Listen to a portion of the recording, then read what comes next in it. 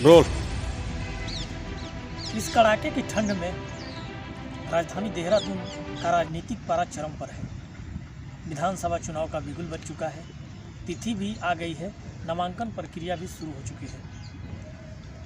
BJP से धर्मपुर विधानसभा क्षेत्र से दावेदार रहे वीर सिंह पंवार, बीजेपी से टिकट नहीं मिला, आज निर्दलीय ताल ठोकने के लिए तैयार हैं। हम इनसे जानने की कोशिश करते हैं कि इनकी तैयारी किस तरह से चल रही है। सबसे पहले आपका हमारे चैनल में स्वागत है। बहुत बहुत धन्यवाद।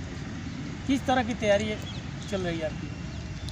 मेरे तो भाई साहब लगभग 10-12 साल से इस विधानसभा में मैं सक्रिय हूँ, तो मेरा तो घर घर से इस विधानसभा के वासी से नाता है। मैंने अभी लास्ट जो कोविड काल शुरू हुआ था उसमें इसी ग्राउंड में कम से कम 2 महीने तक मैंने भंडारा चलाया और पर डे कम से कम 1700-1800 लोग भोजन रोज करते थे, क्योंकि नर सेवा ही नारायण सेवा है। उस समय कोविड काल में सब लोग लगभग घरों के अंदर थे, इस बीमारी से सब डर रखे हुए, क्योंकि घर वाले भी बोलते थे कि भैया मत जाओ, अपनी जान को जोखिम में क्यों डाल रहे हो। लेकिन मैं और मेरे साथियों का जुनून जो था वो कुछ कर गुजरने का था कि समाज के लिए कुछ करना है, उन लोगों के लिए वास्तव में जिनको ज़रूरत है। क्योंकि आपने देखा होगा उस समय अनेक प्रदेश की लेबर यहाँ काम कर रही थी, अचानक लॉकडाउन लगा, वो लोग फंसे हुए थे, वो हैंड टू माउथ हो गए थे। उनके लिए भी हमने काम किया। ये जो पर्यावरण मित्र हैं जिन्हें ये अब डंपिंग चौक हमारे विधानसभा में थोड़ा सा आगे, तो यहाँ पे वो लोग भी पूरे शहर का कूड़ा लेके यहाँ आते थे। वो भी 5 बजे सुबह निकल जाते थे और 12-1 बजे तक यहाँ पे रहते थे।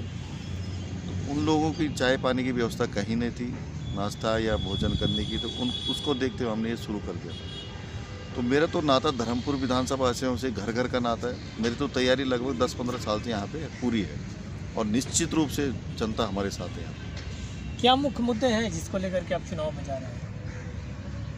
देखिए, मूलभूत सुविधाएं, बिजली, पानी, सड़क, चाहे वो कांग्रेस की सरकार रही हो या भाजपा की सरकार रही हो, शहर में विधानसभा होने के बावजूद भी आप लोगों ने यहाँ पे अभी तक सड़क, बिजली, पानी में जूझ रहे हैं। तो ये कमियां रही हैं, तो चाहे कांग्रेस के समय में हो चाहे हमारी भाजपा की सरकार के समय में हो। जो जनप्रतिनिधि अभी तक सड़क, बिजली, पानी में जूझ रहे हैं, तो ये कमियां रही हैं, तो चाहे कांग्रेस के समय में हो चाहे हमारी भाजपा की सरकार के समय में हो।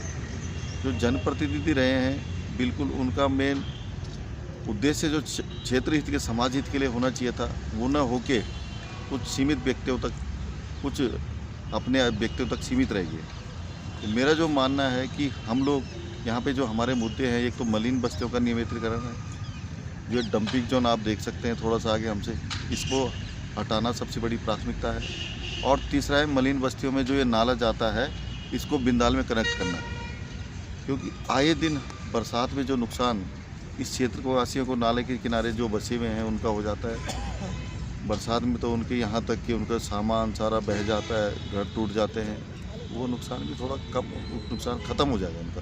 तो उस नाले को हमारे शिफ्ट करने का है और जगह जगह औषधालय, वो अपने छोटे छोटे हॉस्पिटल खोलने का है और स्टेडियम बनाने की है, क्योंकि हमारे यहाँ ज़मीन, इस विधानसभा में निगम की ज़मीन भी पर्याप्त है, अन्य प्रकार की ज़मीनें भी हैं। तो हमने एक मिनी स्टेडियम यहाँ पे बनाने की कोशिश करेंगे अगर जनता में आशीर्वाद देती है। निर्दलीय चुनाव लड़ रहे हैं। उत्तराखंड में अक्सर देखा जाता है कि बीजेपी और कांग्रेस का दबदबा रहा है।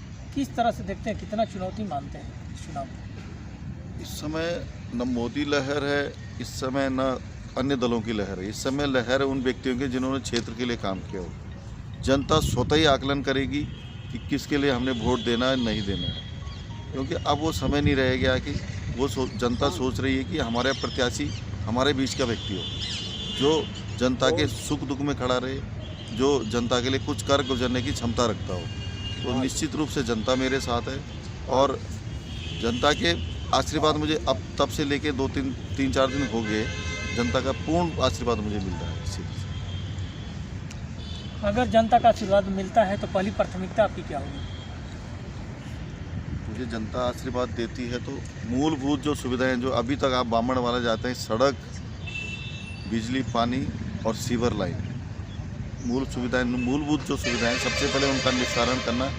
उसके अलावा मलिन बस्तियों का जो नियमितीकरण, जो गरीब लोग हैं, असहाय लोग हैं, उनका नियमितीकरण। और मैंने अनेक अपील में भी मैंने सब कुछ क्षेत्र में जो जो करना है वो छाप भी रखा है। मूल जो हमारी वो हैं मूलभूत सुविधाएं, मेन मुद्दा वही रहेगा।